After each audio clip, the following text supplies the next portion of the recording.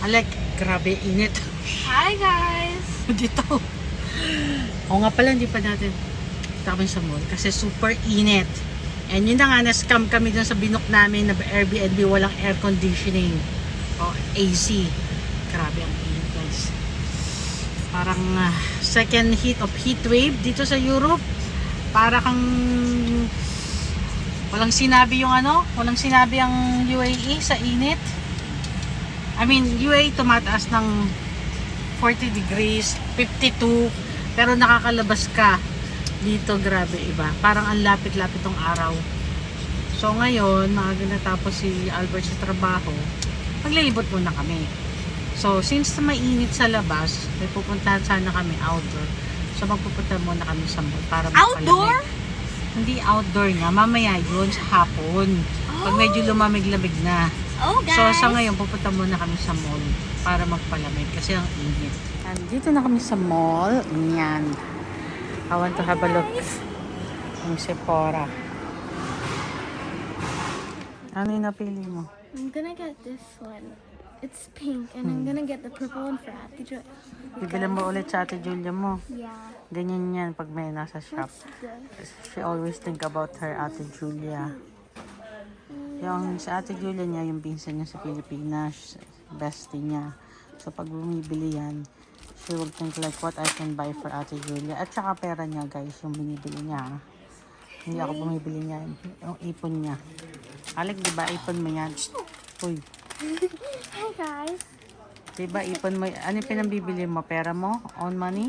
Yeah. Your own money, right? Heh. So, nandito kami sa High Street. And guess what? Anong nakita namin? Ayun, no? Alek, anong nakikita natin dito? Jollibee. Si Jollibee nandun, no? Ayun, si Jollibee. Really?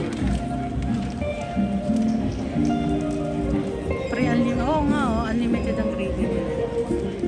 Init na init yan. Init na init. Hi guys! Grabe siya, oh. Okay, right. So, we're going out the mall. Nakita namin yung Jollibee. Dito lang pala si Jollibee. Pero sa isang araw na, hindi pa kasi kami gutom eh. Tapos yung batang nag-ice cream lang. How's the ice cream like? It's so good. So I good? can't reach the bubble gum guys, but the bubble gum is so good. Eh, mamaya-maya. Steady ka lang dyan. The bubble 3 gum. days later. So, we go here in the mall. Nasa mall kami. Sobrang init. Dito kami papalamig sa mall ulit. Ayun yung mag-ama. Ako naupo na, napapagod na ako. Mainit. Ang laki nito, ang ganda dito. Laki ng mall. Tapos Walk Street. Alec. Pagod ka na ba, Alec? Shh. No. Don't pick your nose. Ito may bata, oh. Grabe, nakakapagod na guys. Kasi bakit nag-iikot? Kasi nga, ayaw namin bumalik dun sa Airbnb namin. Na-scam kasi kami. Kasi sabi nung description may AC. Tapos pagdating namin doon walang AC. Buti na lang may dala akong cooling fan. Ay nako. Hindi ko pala na video yun. Tapos sobrang liit. Tapos yung lugar niya. So did it fit on you? Nagsusukat si Albert ng pants kasi may mga offer dito buy one take one 50% off. Ako, I'm still thinking if I will get that swimsuit, yung black. Kasi nga, yung swimsuit ko maliit na. Siyempre, tumataba. Sana all. Collect. Hi guys! Hi guys. So, I'm still thinking if I will get the 2-piece or 1-piece. Para mas gusto ko yung 2-piece kasi madali pag naiihi. Diba? They're not Filipino there, so mag-merienda kami sa Jollibee. Filipino! How do you know if they're Filipino? What is? Okay, we can ask. Alec, Hi guys! Hi! how are you in Jollibee? It's super Meron good. silang yung ube sa nila. So, yung order namin, nakagaya. Guys! Kasi hindi pa naman kami dito. Ano yan? Guys, look! Init, no? Grabe naman kasi ang init dito. Hey, Alec, tell me how's the ube, Hi? Hindi kami naupo sa loob kasi ang init, walang aircon. Tsaka ang baho. Tapos ang baho. Sarap! Ay, It tastes like the Can I smell try of one? my butter. The dark like thing. Until Ano is it? Albert. Okay naman yung say. Ako nag-order ako ng yung pie, ube, tapos tigisa kaming Jolly Hotdog. Eh, inuna mo yung ice cream. Sa bagay, balulusaw. Kakainin ko na yung ube pie. Ube peach pie ba to? I don't know what's the name. Siya. How's your Jolly Hotdog? Okay, it's so good. It's so Huh? yummy. I missed it. Is it good? Hmm. Can I Okay. try? Para siyang ano, Uh, ube jam, pinalaman dito. Sakto lang. I don't like Masarap it. naman. Okay naman siya. It's okay. Ang grabe yung sobrang init dito, guys. So yun na nga, yung kinukwento ko kanina. Nagpabook kami ng Airbnb. So sa description kasi, ang hinahanap ko kasi may AC nga, air conditioning. Kasi nga, is super init dito. So na-scam kami, kasi nakalagay sa description is may AC. Walang AC, ang init.